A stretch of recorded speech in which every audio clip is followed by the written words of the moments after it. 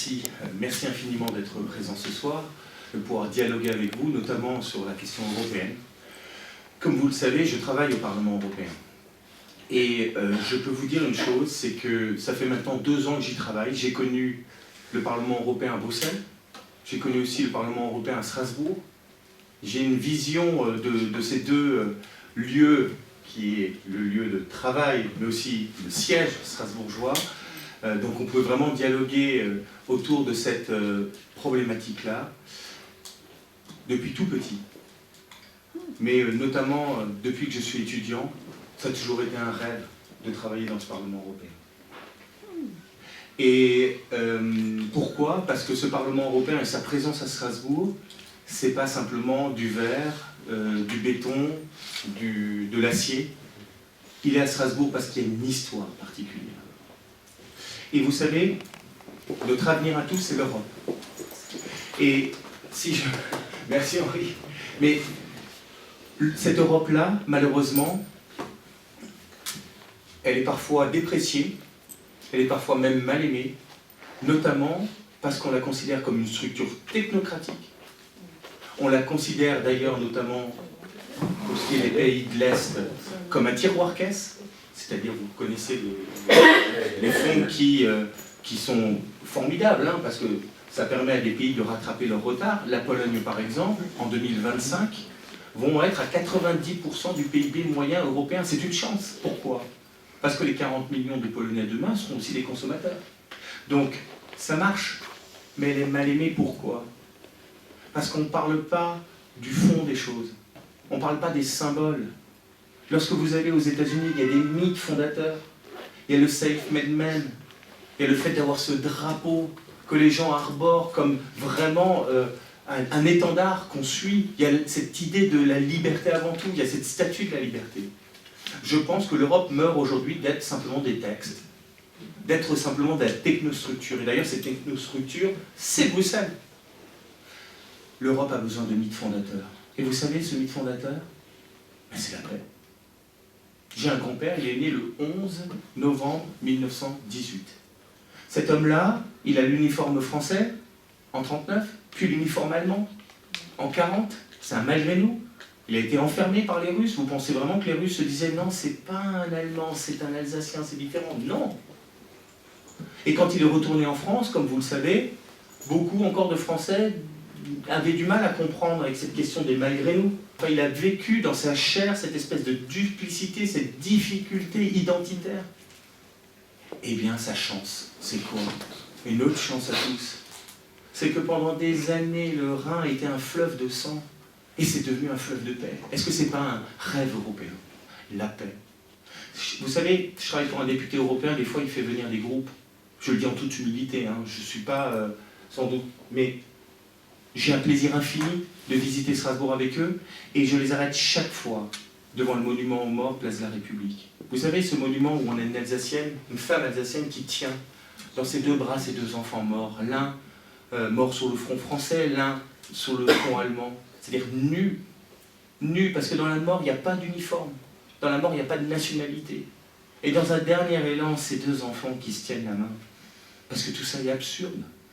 Eh bien oui, pardon, le Parlement européen à Strasbourg, c'est un mythe fondateur. C'est celui de la paix, c'est un message.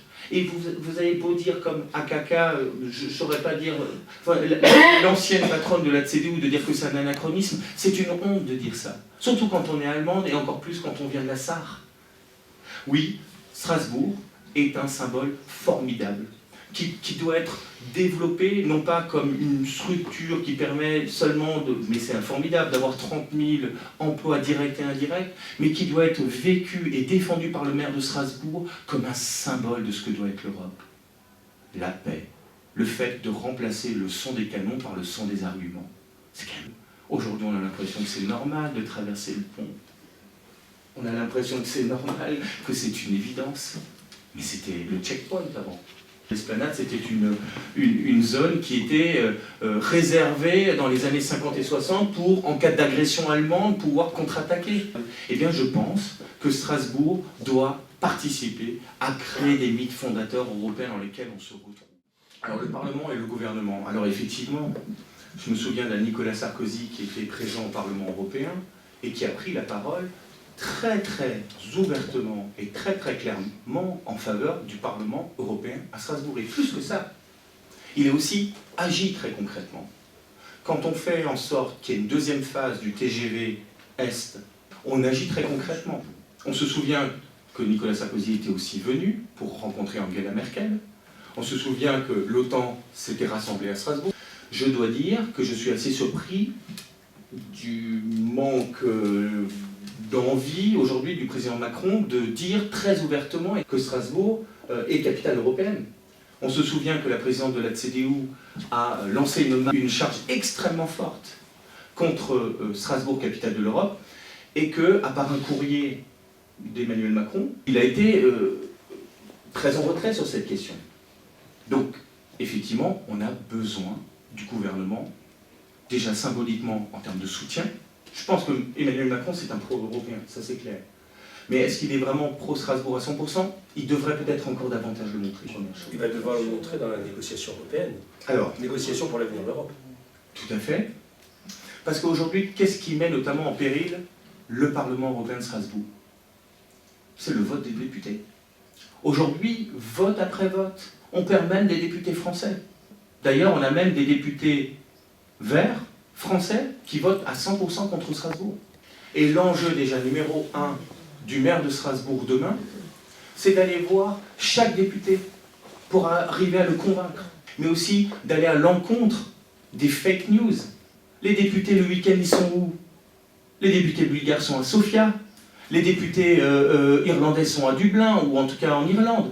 Et chacun, en fait, le lundi matin, prend l'avion pour venir soit à Bruxelles, soit à Strasbourg. Pardon, on ne consomme pas plus de CO2 si on vient à Bruxelles ou si on vient à Strasbourg. Vous avez des forces extrêmement importantes autour d'organismes comme l'OTAN et comme environ 15 000 lobbyistes. Le fait de voir partir le Parlement, pour eux, c'est quelque chose de totalement impossible. Donc ils vont chercher des éléments comme le CO2, mais qui ne sont pas, au fond, les vraies raisons. Voilà, donc qu'est-ce que vous pensez justement? Alors vous avez mis le doigt sur un peu ce qui fait mal. Vous avez raison. C'est-à-dire que premièrement, vous avez beaucoup de lobbyistes qui ont du pouvoir. Franchement, le fait de faire les allers-retours chaque fois à Strasbourg, parce que ces lobbyistes ont un appartement à Bruxelles, c'est un coût supplémentaire. Déjà, ils font un lobbying plutôt intense auprès des parlementaires européens. Ça, c'est déjà, effectivement, vous avez raison. Et c'est vrai que, pour tout vous dire, s'il y avait le Parlement uniquement à Bruxelles, je suis persuadé qu'il y a même des députés qui crieraient haut et fort leur ambition d'avoir un Parlement à Strasbourg pour prendre une décision hors des lobbies. On devrait davantage communiquer sur l'idée que ce Parlement européen, c'est un Parlement qui s'extrait tout d'un coup. Le fait que le Parlement, que les parlementaires viennent à Strasbourg, c'est justement dans cette visualisation même géographique. Pour s'extraire de la vassalisation. Par rapport à la Commission, tout à fait, et même par rapport aux lobbyistes. Et là, ici, je dois dire, vous savez, la communication, c'est important. Quand on dit Bruxelles dit, c'est la Commission. Quand on dit Strasbourg a voté, c'est le Parlement, c'est le peuple européen. Et effectivement, la géographie, ça compte, au-delà même des symboles. Le fait que le Parlement européen soit à Strasbourg, ça rend visible la séparation des pouvoirs. Après, c'est aussi comment on ventile le contrat triennal. Vous savez que, par exemple, dans le contrat triennal, on met plusieurs millions d'euros pour l'OPS, l'Orchestre Philharmonique de Strasbourg. On met aussi pour le parc des expositions. Complètement utile parce qu'une ville rayonne aussi par sa culture et par le fait de pouvoir accueillir des événements nationaux et internationaux. Au sens, il y a une clé, c'est notamment celle de l'accessibilité de Strasbourg. Et là, la question, c'est que quand vous êtes un député européen et que vous devez faire 2 changements avant d'arriver à Strasbourg, vous votez contre Strasbourg. Et quand par contre, vous travaillez sur la liaison entre Strasbourg-Munich, Strasbourg-Amsterdam et aussi Strasbourg-Madrid, eh bien vous avez des hubs qui font que vous n'avez qu'un changement. Et ça change la vie. Il y a aussi une question, c'est celle du prix des hôtels.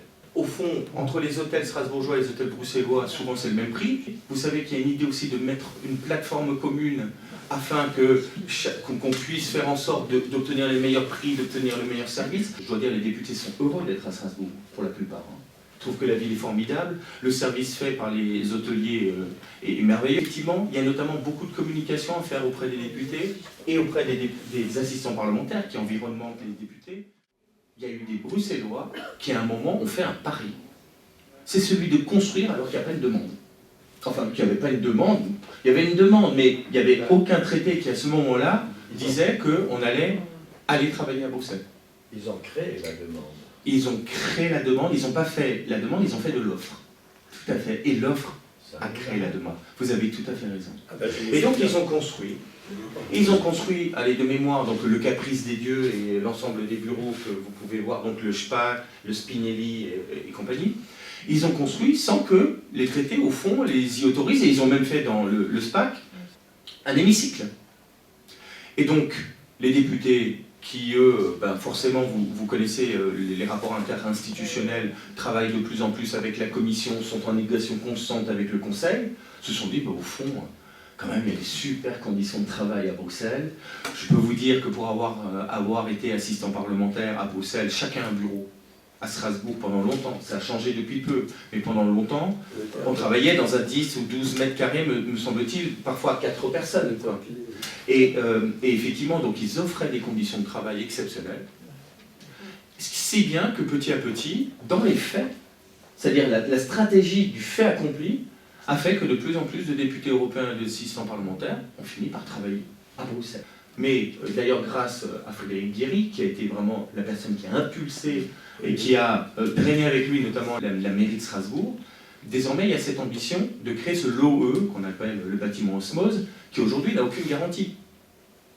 On fait une stratégie qui est différente, c'est la stratégie bruxelloise. C'est-à-dire que maintenant on construit, et notre ambition c'est de dire, il y a seulement 300 emplois du Parlement européen qui vivent quotidiennement à Strasbourg. L'ambition, c'est d'accueillir par exemple la DG Droits de l'Homme, la DG, une autre partie encore de la DG Com. Vous savez qu'à Strasbourg, on est vraiment sur un axe de fibre à très haut débit qui pourrait par exemple accueillir encore l'high-tech, donc c'est le service informatique. Enfin, ce que je veux dire, c'est que vous avez raison, monsieur, c'est l'offre qui va pouvoir créer la demande. Des fonctionnaires qui veulent, ils viennent de l'Europe entière, les fonctionnaires européens. Le fait qu'ils vivent à Strasbourg, j'ai plutôt l'impression que ça peut plutôt leur donner envie, on vit bien. Donc oui, on va pouvoir accueillir d'autres DG, mais aussi la DG de la présidence. Parce que là, je peux vous dire que s'il y a quelque chose qui est central aujourd'hui, et qui va peut-être nous faire perdre le Parlement ou pas, c'est le bâtiment Spaak, le Caprice des Dieux, qui est aujourd'hui à Bruxelles. Est-ce que vous savez qu'il a été mal fait, mal construit? Les contrôles de sécurité affirment tous qu'il doit être refait. Je peux vous dire une chose, droit les yeux dans les yeux. Ça va coûter 500 millions à 1 milliard d'euros. Si jamais on refait ce bâtiment, vous pensez vraiment que les députés européens vont continuer à faire des allers-retours avec Strasbourg? Le maire de Strasbourg, être devant le Parlement européen, l'hémicycle, le bâtiment Spaak, en disant que quand même, mais est-ce qu'on a vraiment envie de dépenser 500 à 1 milliard d'euros pour reconstruire un hémicycle qui existe déjà, qui est parfaitement fonctionnel, qui se trouve à Strasbourg? Est-ce que vous ne trouvez pas que la place du maire de Strasbourg, c'est aussi d'appeler la presse? Notamment, on a une chance, c'est d'avoir Anne Sander à nos côtés, d'ailleurs qui est sur ma liste, et qui est une députée européenne, qui est premier questeur du Parlement européen, et qui est en charge des bâtiments. Et donc, il y a cette question des députés européens, et après, il y a cette question de se dire, le Parlement européen à Strasbourg, c'est une chance économique, symbolique. Vous êtes à Ljubljana, vous êtes à Dublin, vous êtes à Madrid, vous connaissez Strasbourg, parce que c'est une capitale européenne. Quand vous voulez accueillir des grandes entreprises avec des sièges sociaux, le fait que Strasbourg soit une capitale européenne, ça fait que des sièges sociaux s'installent. Ne croyez pas que ça concerne que le Parlement. Le Parlement de Strasbourg, c'est ce qui fait rayonner Strasbourg. Il y a vivre l'Europe quand on est strasbourgeois. Pendant des années, ça a été la croix à la bannière pour mettre des Strasbourgeois et des touristes dans ce Parlement européen. Et je dois dire que là, nous devons à Antonio Tajani d'avoir changé les règles. Et on est passé de 7 000 visiteurs à, de mémoire, 120 000 par an. On a, en 2 ans, débunkérisé le Parlement européen, et ça, nous le devons à Antonio Tajani. Après, il y a à faire vivre très clairement l'Europe à Strasbourg. Quand je vais avec les groupes à Bruxelles, ils sortent du Parlement, ils vont au parlementarium. Après Nous ne parlons pas des sujets qui fâchent. Ils vont au parlementariat, puis après ils vont à la maison de l'histoire, enfin la maison de l'histoire européenne.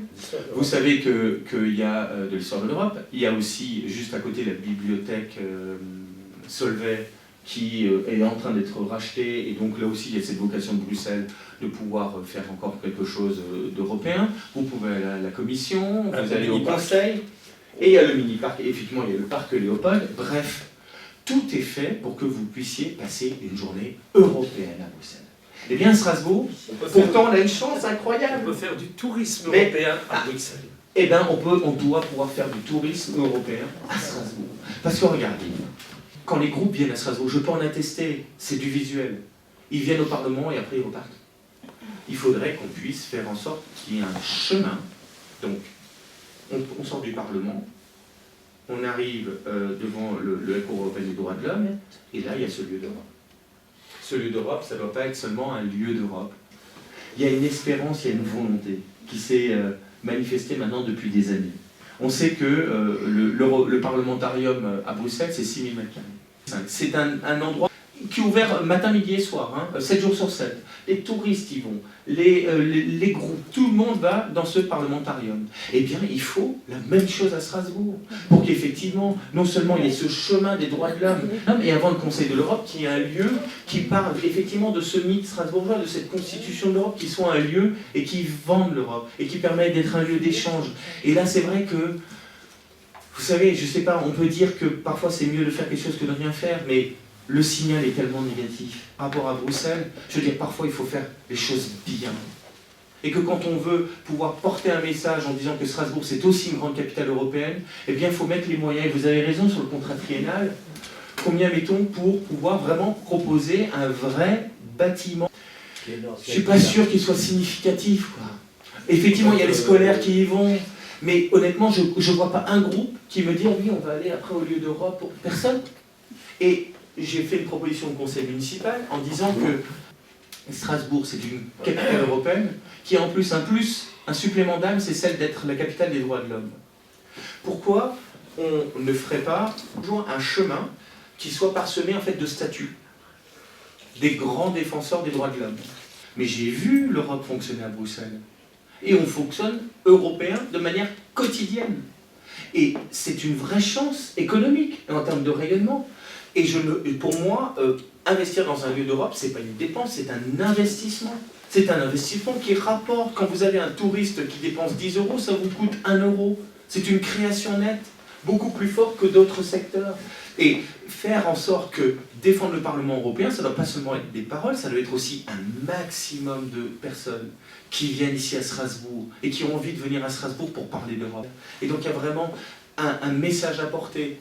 Avoir un bâtiment comme celui-là, comme celui qui existe aujourd'hui, au moins il a le mérite d'exister, mais il n'est pas à la hauteur. Et je n'ai jamais vu de mémoire, alors on pourra peut-être me contredire ici ou là, mais pour quelqu'un qui vit, qui a travaillé au Parlement et qui travaille d'ailleurs encore, j'ai jamais vu un groupe dire oui, on va aller au lieu d'Europe, jamais. Tous les présidents sont pour la capitale européenne à Strasbourg, mais ils ne donnent pas les moyens. Il faut dire que les nouveaux parlementaires, les pays de l'Est, n'ont pas été spécialement favorables à Strasbourg. L'histoire de l'amitié franco-allemande, c'est du passé, ils ne veulent rien savoir. C'est des avantages et les conditions de travail sont plus importantes à Bruxelles. C'est juste. Et que les parlementaires avaient des appartements achetés. Exactement. Il y avait à très bon prix des prêts dans les banques, et ça, il ne faut pas oublier, à l'époque de M. Plimlin, le conseiller municipal, le reste n'était pas très spécialement engagé pour l'Europe. Il n'y a pas eu de dialogue entre l'administration municipale ou communautaire ou Eurométropole avec les ministères des relais. Ici, on ne sent plus l'Europe. Dans le temps, les familles strasbourgeoises recevaient les parlementaires, tant du Parlement européen que du Conseil de l'Europe. À chaque session, il y avait un repas quelque part, en privé. Et ça, c'est des contacts personnels. C'est que par ça qu'on peut œuvrer. Mais alors, je suis tout à fait d'accord.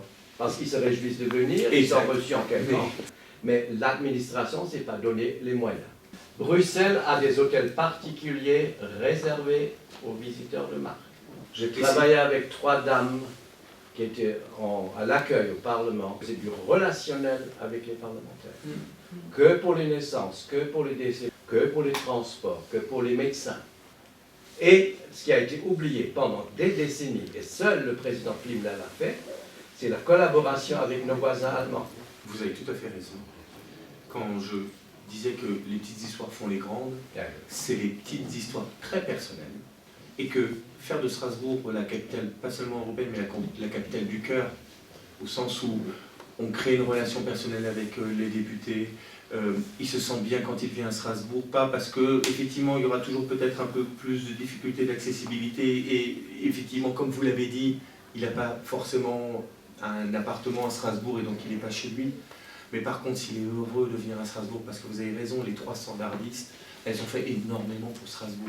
Parce que quand on connaît par son prénom le député, qu'on lui dit un bonjour, qu'il se sent chez lui, il se sent bien accueilli, oui, je souhaite être un maire qui est présent au Parlement européen pour convaincre les députés, notamment sur cet aspect très très personnel, ces choses où ils se sentent bienvenus. Quand vous avez une ou deux personnes dans le groupe PP autrichien qui vous aiment beaucoup, et rien que pour vous, il a envie de défendre Strasbourg parce que quelque part, il y a une relation d'amitié qui se crée, eh ben, il peut en convaincre un ou deux en plus. Bon, évidemment, je parle anglais, je parle un petit peu d'allemand, ma grand-mère, elle m'a enseigné un petit peu d'alsacien, mais je ne veux pas vous mentir, je ne peux pas parler couramment alsacien, mais j'ai évidemment une affection toute particulière pour cette langue qui est ma langue et la langue de mes parents. Quand ils me racontaient qu'à l'orphelinat, il y avait celui qui parlait l'alsacien de Colmar, l'alsacien de Guebwiller, l'alsacien de Mulhouse, et que dans les années 50 ou 60, il y avait la maîtresse qui criait dans la cour « Interdiction de parler alsacien !» Mais elle le criait en alsacien. Parce que les enfants ne comprenaient pas le français. Vous voyez, c'est notre histoire. Et on peut qu'en être fier, parce que c'est cette richesse qui fait qu'aujourd'hui, l'Alsace, c'est une terre absolument particulière. Comme le disait Arsène Wenger, soit des grands voyageurs, soit des gens très enracinés. Et au fond, on peut même dire les deux à la fois. Parce que je peux vous dire une chose peut-être symbolique, mais quand je serai élu maire le 22 mars, le 23 mars, je serai à Kehl. Et j'irai voir Tony Vetrano, parce que vous pouvez faire comme vous voulez, vous pouvez parler d'Europe matin, midi et soir, il faut créer l'Europe dans les faits. Travailler sur ce marathon franco-allemand, c'est symbolique, mais c'est extrêmement fort. Et on voit les grains de sable qui empêchent de pouvoir faire du franco-allemand. Travailler sur le bilinguisme. D'ailleurs, je dois dire qu'on est quand même béni des dieux d'avoir la première économie européenne juste à côté de nous. Travailler vraiment sur l'immersion. Et c'est tellement facile de prendre le tram et d'aller en Allemagne pour qu'on puisse encore faire davantage d'échanges avec les écoles allemandes, pour qu'on puisse avoir des jeunes petits Strasbourgeois qui très très facilement ont une facilité avec l'allemand. Mais aussi les adultes. Les adultes. On a quand même le Parlement européen, on a Arte, on a une université merveilleuse. Est-ce qu'on ne pourrait pas mettre tout le monde un peu autour de la table pour savoir comment on peut aider les adultes strasbourgeois à parler allemand? Et je ne dis pas seulement pour le plaisir de lire du Goethe en version originale, mais aussi pour avoir un emploi. Parce que vous savez, quand on entend certains dire qu'on traverse la rue pour avoir un emploi, nous on peut traverser le Rhin. Et pourquoi pas? Et pourquoi pas aider nos jeunes dans les quartiers difficiles, 22% de taux de pauvreté à Strasbourg. Pourquoi on ne les aiderait pas à effectivement pouvoir mieux maîtriser la langue allemande, pour trouver un boulot, pour trouver un avenir, pour pouvoir avoir un logement, pour fonder une famille? C'est une chance. On est parfois assis sur un tas d'or en quelque sorte et on ne se rend pas compte. Pour encore davantage communiquer auprès des jeunes qui pourraient être très intéressés, mais aussi, communiquer aussi davantage auprès des Strasbourgeois pour qu'on sente une ville européenne. Arriver à Strasbourg dans la gare européenne, moi, maire de Strasbourg, j'ai envie de mettre un immense drapeau européen pour que chacun mette un petit peu d'Europe dans sa communication pour faire vivre vraiment quotidiennement cette ambiance européenne Strasbourg. Le tourisme d'affaires. Pourquoi? Parce que pendant longtemps, Strasbourg a été aussi une capitale de tourisme d'affaires liée justement au rayonnement européen. Et depuis maintenant une quinzaine d'années, c'est tombé en désuétude. On a de moins en moins de tourisme d'affaires. Et à savoir qu'à un moment, entreprises et politiques se rencontrent. En tant que maire de Strasbourg, ça serait d'avoir enfin de l'ambition. De l'ambition. Parce qu'aujourd'hui, honnêtement, on se comporte parfois comme une ville de province. Ça fait combien de temps qu'on attend d'avoir un parc des expositions digne de ce nom? Je peux vous sortir des coupures de presse de 2008 où Roland Ries, fraîchement élu, dit « Franchement, il faut absolument qu'on avance là-dessus parce qu'il y a des trous, parce qu'il est vieillissant. » La dernière fois, quand on a eu Cuba comme invité, il y a eu une petite pièce où on servait des mojitos. Enfin, pardon, mais vous voyez, on n'a pas d'ambition. On a un stade de foot, et vous savez à quel point c'est important le rayonnement du sport. On a un stade de foot dont la décision de le construire a été prise en 78. On a un stade qui date de 84. On n'a pas accueilli le Mondial 98 ni l'Euro 2016. On a une capitale européenne qui n'a pas accueilli un match de l'Euro. Strasbourg a besoin d'ambition. Et effectivement, vous pouvez le voir, et c'est aussi évidemment son ambition européenne. Mac essayait de rentrer un peu partout en ville, et je sais qu'il a des ambitions européennes, alors pas politiques, mais c'est un Européen convaincu, sinon on n'aurait jamais appelé son parti Europapa. Bien sûr. Et c'est un homme d'affaires, et c'est quand même des gens qui ont je veux dire, énormément d'argent et qui lui redistribuent énormément, donc qui investissent. Vraiment, je vous rejoins parfaitement, parce que même dans cette campagne, pendant des mois et des mois, on n'a fait que parler d'arbres et d'écologie.